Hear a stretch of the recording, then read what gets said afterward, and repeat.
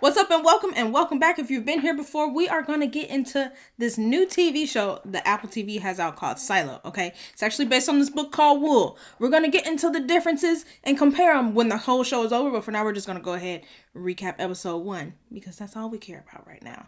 Okay, so the episode starts off, we see this man that is a sheriff putting on his badge and leaving his room. We find out that his name is Holston, okay? First name, Holston. Second name, something. He puts flowers on the table. He's very purposeful in putting those flowers on the table. In my mind, I said, is there a camera there? And then this man goes up to his vent and unscrews it. And I said, is there a camera there? There's got to be a camera somewhere.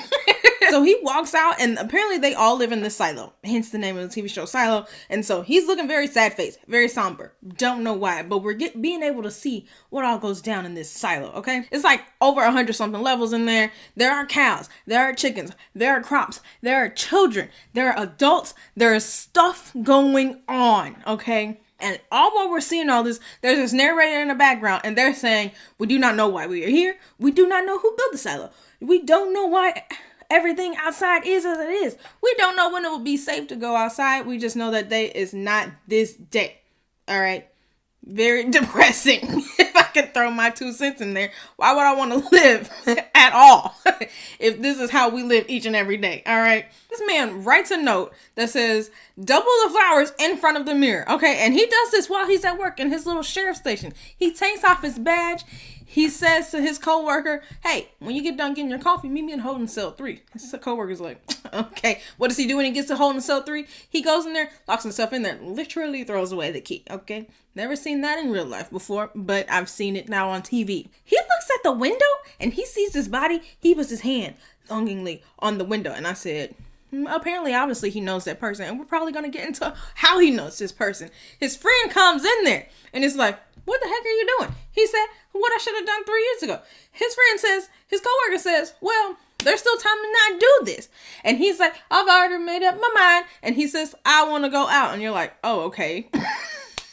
Is that all I have to say to have to get locked up? I want to go out. All right, cool, fine, whatever. He lays down on the cot. He sees a face, okay? Assuming it's his wife. She's in a suit. She has tears going down her face, but she's looking a little happy, a little anxious. Don't know how you could look happy looking like a spaceman, but she was. Okay, so we get to do a little flashback. So far, I feel like that all happened in like 2 minutes, where it was just like, this is how my life is right now. So we get a little flashback. We see his house full of life. We see the woman that he saw when he was laying down. And yes, it is, in fact, his wife. Okay, they're both at the computer. They open up an email. I can only assume it's an email. I don't know if they have internet in a place that is in a silo. Maybe it's just a network situation. Don't know. Obviously, I don't know technology. Who really does? I don't know. Oh, they open up an email. It says reproductive access granted. They have 365 days to get pregnant. So that means in this place, because they're in a silo, you cannot just go ahead and go around making babies all willy-nilly. Okay? Married or not. There will be no extra babies made without us saying you can make those babies. So they go and have breakfast. And apparently everybody just has breakfast in like the mess hall. So everybody's there. Oh, congratulations, congratulations, congratulations. I personally feel like it's very weird for you to tell me congratulations on being able to have a baby. Like, this doesn't seem like this needs to be everybody's information. Okay, so they're sitting down and the woman feels the same way as me. Allison, his wife, feels the same way as me. I wish everybody didn't have to know. Yes, because it's weird. Get out our bedroom.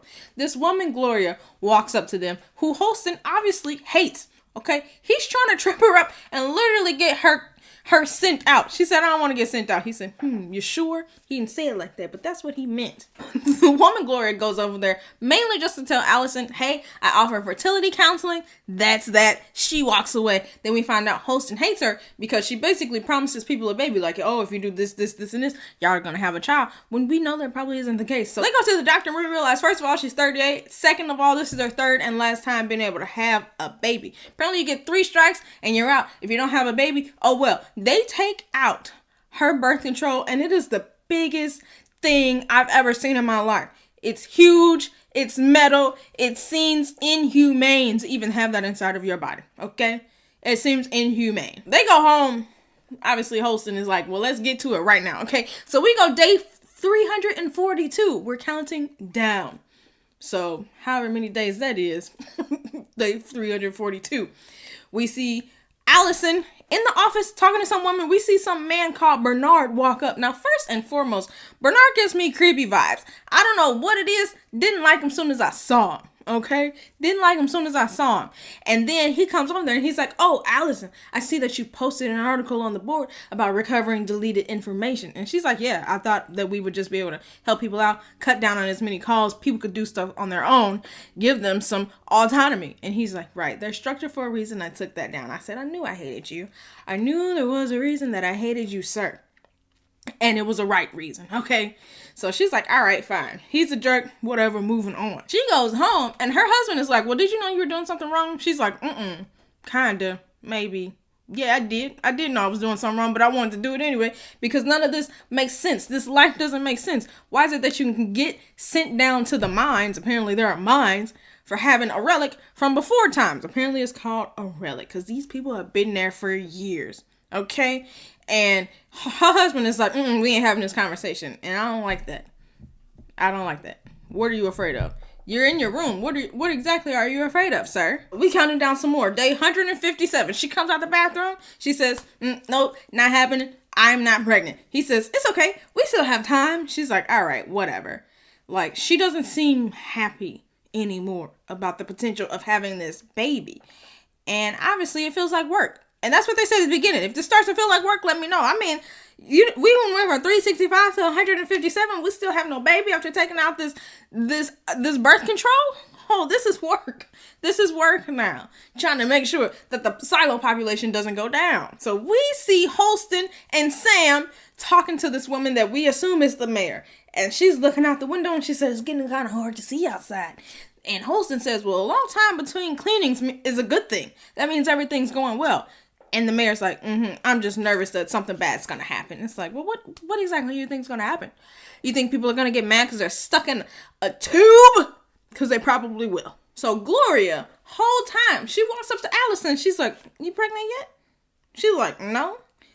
But I don't want none of what you're selling. And she's like, nah. That's actually not why I'm over here. I want to ask you a question. She takes Allison to her house, turns on the water. I said, are they actually surveilling these people? Surveilling. These people, like I thought they were at the beginning? Is that why Holston put the flowers in front of the mirror? I don't know. We don't know. But Gloria seems to think they are. So anyway, she turns on this water because she don't want them to hear her. And Allison's like, don't want who to hear who? And she like, judicial. I don't want judicial to hear us talking about what we about to say. And she basically says to Allison, I have a theory on why you haven't had a baby yet. Have you ever wondered if what was on the service actually got erased? I said, what exactly are these servers we're talking about? We don't know. So later on, next day, same day, I don't even know. She ends up going to see her husband, getting it in a little bit, because she's like, oh, I have to go do this service request for this guy named George. Remember that name for this guy named George. So she goes down there, and apparently to go see somebody from the top level that they're at to wherever the heck George is at, we're talking about taking a trek, taking a trip, taking a journey. You need food, you need water, you may as well get and stay there the night, okay? That's how big this doggone silo is. She's having to go see him on this Freedom Day that they have, where it's basically a whole party and everything. They're having a play. People are selling stuff. They're making food. They're showing a play, showing how people beat down the rebels in the past in the silo. It's a whole thing. Why would I want to know about life in the silo when I know life hasn't always been in the silo? I don't know. Tell me about something I don't know. So anyway, she goes down to George and he's like, oh man, I've been wanting to meet you. I actually, requested this thing on Freedom Day because I figured your husband's got to do all the little stuff and you probably be working overtime, working for free. And he basically is like, hey, I printed out that post that you put about how to recover deleted files. And he shows her a relic. He's like, oh, how much does this cost? It had to have cost you a lot because apparently they got to pay for printing. It's expensive. What exactly are they paying with? No clue. But apparently you have to pay. He said a guy came to him about a year ago saying he found this relic in his closet. George checked the log in IT about the relic. There was no record of the serial number, but the record only starts after the rebellion. So he's like, this has to be at least over 140 years old before the rebellion. maybe even before the silos information. Allison gets to work trying to figure out how to recover the deleted files on the relic, right? On the relic, there's this number 18. I don't know if it's important, but it feels like it's important because the 18 was pretty doggone big, okay? So keep that in the back of your mind. George, relic, 18, Allison, remember it all. Cleaning, Freedom Day, 140 years, silo. It's a lot of words I just told you to remember, but remember them. So Allison and George end up being able to recover those files. Why? Because she's a smart cookie. She knows exactly what she's doing. That's why she made the little post on the board, okay? So they start clicking through stuff. He opens up a file that says Silo Blueprint. But when he opens it up, we see that there's something down at the bottom, a tunnel of sorts, a tunnel it looks like, to where we don't know. But once Allison sees that, she said, oh, gotta go. Can't be up in here with you. We're doing something we shouldn't have been doing in the first place. So she gets all the way home. It seems like she either makes it there back the same night because she was hoofing it, or the next night. When she gets home, Holston's like, we have time to make a baby still. And she's like, I'm tired. And he's like, are you tired from the climb or tired from trying to have a baby? And he's like, I want to have a baby. And she said, so did I. So now we're seeing this rift between Holston and Allison. Allison goes to work. What we can only assume is the next day. But as she's there, she's like, I don't feel great. She goes back to Gloria's house to really ask a little bit more about why wouldn't they want us to have children. Okay, Gloria turns on the water so they can talk. She goes home. She's out of it. She tells Holston the next day, hey, I'm going to take off tomorrow. I want to go to the market. She does not go down to the market. She goes down to see George because she's like, look, I want to see everything. I want to know what they're hiding. She sees a file that says Jane Carmody cleaning. And she's like, what the heck is that? Remember, cleaning. One of the words I told y'all to remember, right? Right. And in the reflection of her glasses, we see a video that looks way better than anything that they've been seeing outside. I'm talking about luscious green grass, plants, birds, everything. So she goes back home. She's out of it. She goes straight to bed. Holston's like, the doctor said we could see him at 11 tomorrow. We still got a few hours left. And she's like, I'll just meet you there tomorrow. And so basically it's like a few hours left and we're not having a baby. We're not trying to make a baby. So she's like, I'll just meet you there. He says, are you okay?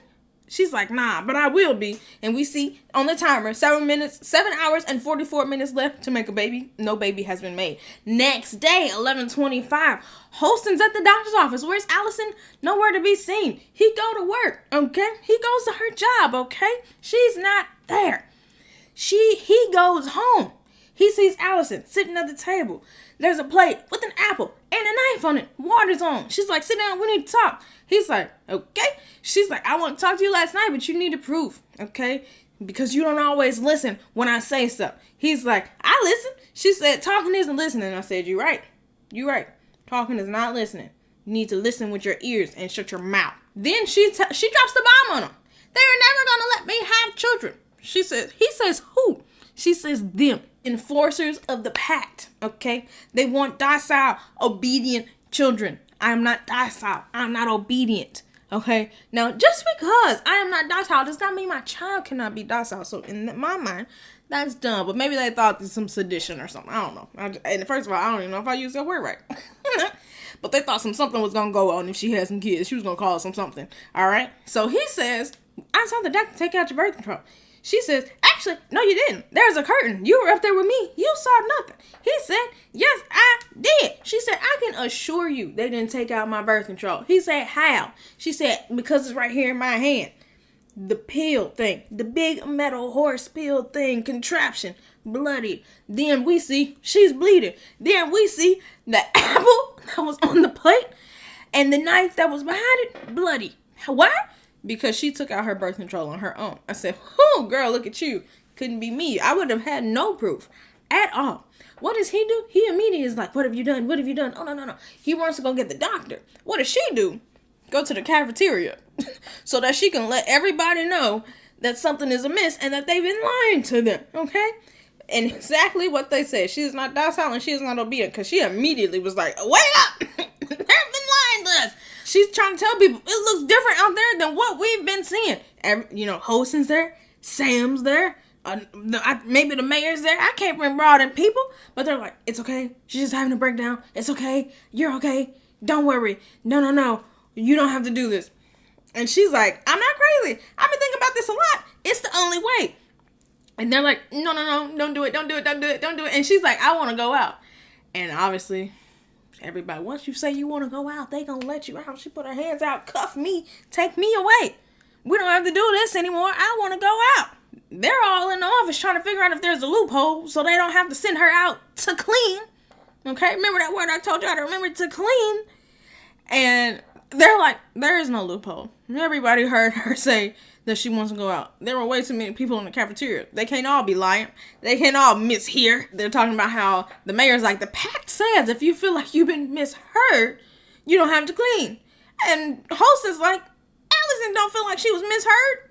She knew exactly what she said. Heard loud and clear. If the pact was boiled down to one rule and one rule only, don't say you want to go outside or you will go outside. We're going to make sure you get what you want. Allison's in her little holding cell. Okay, they getting ready, getting a little suit. She tells him she's sorry. She didn't go crazy. He says he took the capsule to the doctor, and she's like, oh, what did he say? Was there a hold in the spot, prevent an infection, something like that? I don't want to hear it, okay? He's a liar, and they're lying to us. So, but then Allison says something really important, okay? She says, why do people clean? Why do they go through with it? We had a guy last year that said he wasn't going to, but then he did. And so she said to him, if it looks really bad out there, she won't clean. She won't wipe off nothing. If what we're seeing in these windows is real, I'm not gonna clean.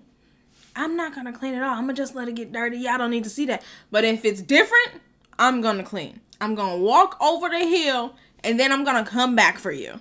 So they put her in the suit, wrap her up. They start reading her last words. Her last words are, I love you too, hosting.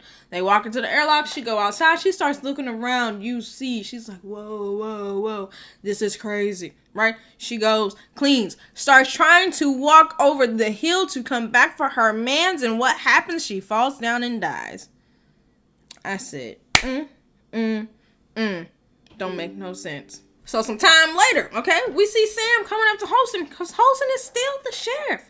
We see Sam coming up to Holston after his wife has died and saying that, hey, remember George was transferred to mechanical last year, a year after Allison died. It feels like, well, guess what?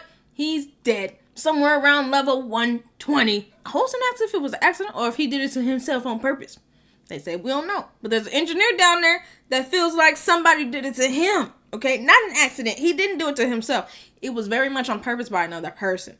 Okay, so they go to meet her, and this woman is Juliet Nichols. Remember that? Remember that name? Remember cleaning?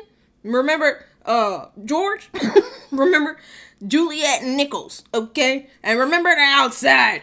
We go back to the present, and Sam asks Holston, what exactly happened between you and Juliet? For 2 years, you were dead inside. Then you met Juliet. And he said, I started listening to Allison and what she was trying to tell me. I'm going to go find her. And Sam says, she's right there. And Holston says, if that really is her or not, either way, I'm done. I got to know the truth.